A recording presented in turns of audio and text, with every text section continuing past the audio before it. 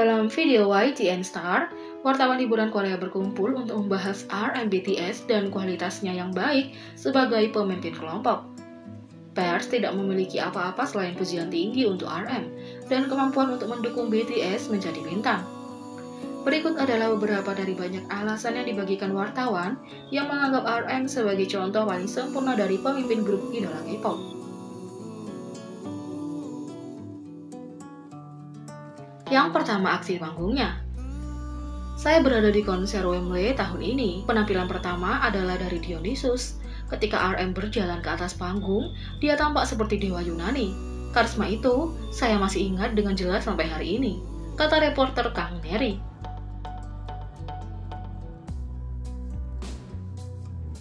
Yang kedua, bakatnya sebagai produser. DNA, Spring Day, Not Today, lagu-lagu hit BTS seperti ini sebenarnya semuanya diproduksi oleh RM. Jadi, dia bukan hanya pemimpin di BTS, kata reporter Jae Sung-hoon.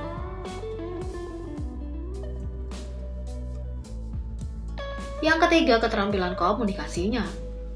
Saya telah menyaksikan mereka di acara Ellen dan acara akhir, dan bagian RM memainkan peran besar dalam pertunjukan ini. Ia memiliki keterampilan komunikasi yang sangat baik. Cara dia menerjemahkan bolak-balik antara tuan rumah dan anggota hanya luar biasa, kata reporter Cho Yun-jo.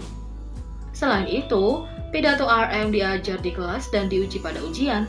RM BTS memberikan pidato yang menginspirasi di Majelis Umum PBB dengan UNICEF, di mana ia berbicara tentang perjalanannya untuk benar-benar mencintai dirinya sendiri. Pakar bahasa Inggris di Korea menganalisis pidato tersebut, menganggap itu sebagai bahasa Inggris yang bersih dan tepat, yang mudah dipengerti oleh semua tingkatan penutur bahasa Inggris. Saya pikir, pidatonya lebih menginspirasi orang-orang di seluruh dunia karena RM memilih untuk memperjelas pidatonya dengan menggunakan tingkat bahasa Inggris yang lebih mudah, kata Dave, pakar bahasa Inggris. Tampaknya para guru di seluruh Asia merasakan hal yang sama. ARMY menemukan bahwa pidato RM digunakan untuk mengajar bahasa Inggris dari berbagai negara. Itu juga digunakan sebagai bahan ujian karena siswa diminta untuk mengidentifikasi dan menganalisis bagian-bagian dari pidato RM. Bahkan, siswa di sekolah dasar di Korea diajarkan bahasa Inggris dengan mempelajari pidatonya. Kepala sekolah bahkan menegaskan bahwa semua siswa harus membaca dan mempelajari pidato RM agar terinspirasi untuk menjadi siswa yang lebih baik. Seperti yang diharapkan dari semua orang jenius, RM adalah seseorang yang dapat dipelajari banyak orang.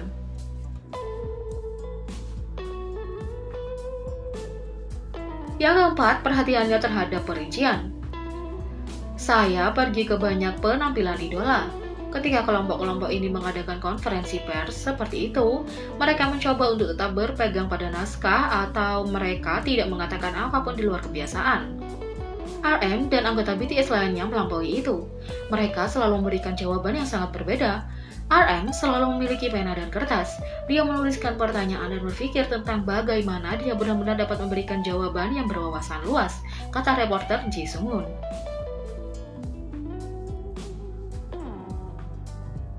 Yang kelima, sikapnya yang rendah hati. Ketika sebuah grup adalah pemula, para anggota bersemangat untuk sukses. Jadi relatif lebih mudah jadi pemimpin untuk memimpin kelompok. Yang sulit adalah setelah kelompok merasakan kesuksesan. Begitu kelompok menjadi besar, maka kepemimpinan diuji. Pemimpin harus benar-benar mengendalikan anggota untuk memastikan kelompok tetap rendah hati dan sukses. Dan lihat di mana BTS sekarang. Semua orang akan setuju seperti itu.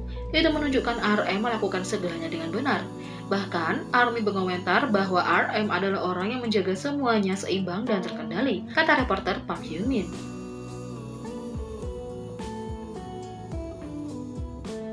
Yang keenam, keyakinannya dalam diri sendiri.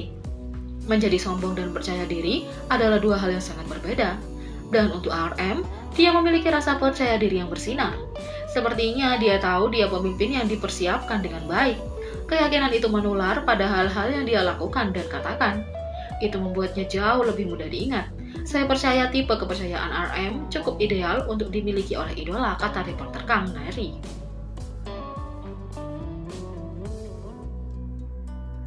Yang ketujuh, fisiknya yang baik.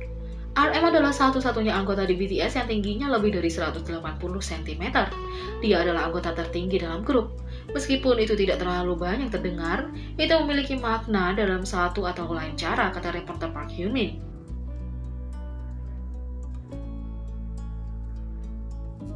Selain itu, berikut adalah 7 hal yang tidak pernah Anda tahu tentang RM BTS dan mungkin akan membuat Anda menangis. RM telah menunjukkan pada beberapa kesempatan bahwa ia layak menjadi pemimpin BTS. Dia tidak hanya memiliki hati yang sangat besar dan kepribadian yang dewasa, tetapi dia juga sangat perhatian dan menaruh pikiran dan pendapatnya dengan hati-hati ke setiap pertanyaan yang dia terima. Dia juga telah melalui banyak kesulitan tetapi terus mempertahankan pikiran positif terhadap setiap situasi.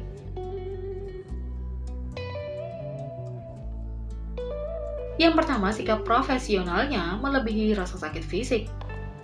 Ketika RM mengalami cedera pergelangan kaki saat konser, dia bisa dengan mudah menghindari resiko cedera lebih karena tidak naik lagi ke atas panggung.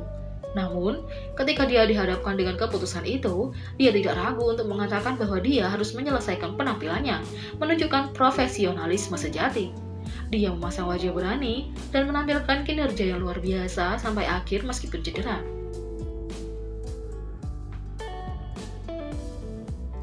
Yang kedua, dia selalu memikirkan anggota-anggotanya.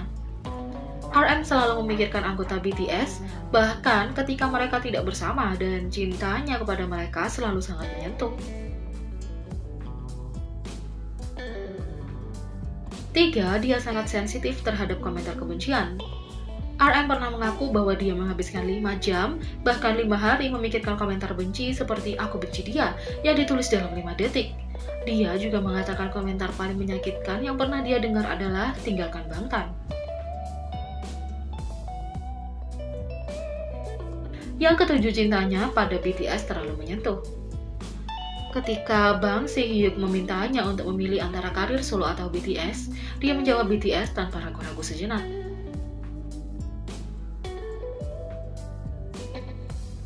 Yang kelima, mengurus setiap anggota terakhir. Ketika J-Hope telah meninggalkan grup sebelum debut mereka, RM melakukan semua yang dia bisa untuk membawanya kembali dan sangat percaya bahwa J-Hope adalah bagian terpenting dari grup mereka. Syukurlah dia dan anggota lainnya mampu meyakinkan agen untuk membawanya kembali.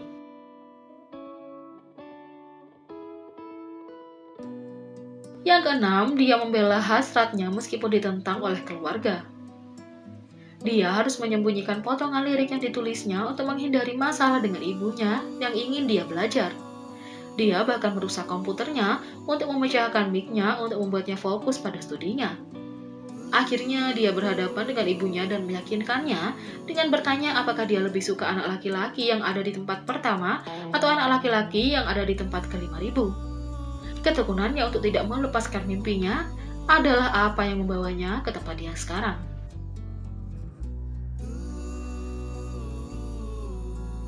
Yang ketujuh, cinta dan pertimbangannya untuk para penggemarnya sering membuat mereka menangis.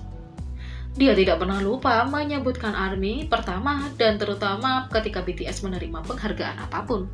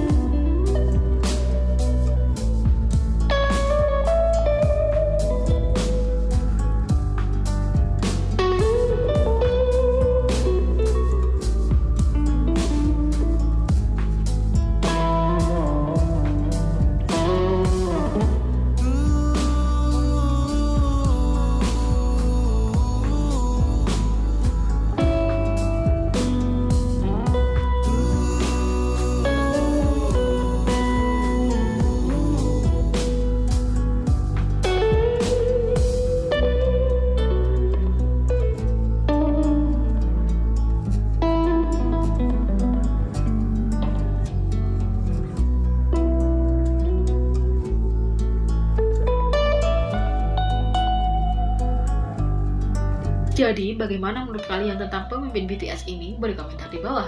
Klik subscribe, like, share, dan klik lonceng. Mari kita sama-sama jadikan channel ini berguna bagi K-popers Indonesia. Sekian video kali ini, sampai jumpa lagi.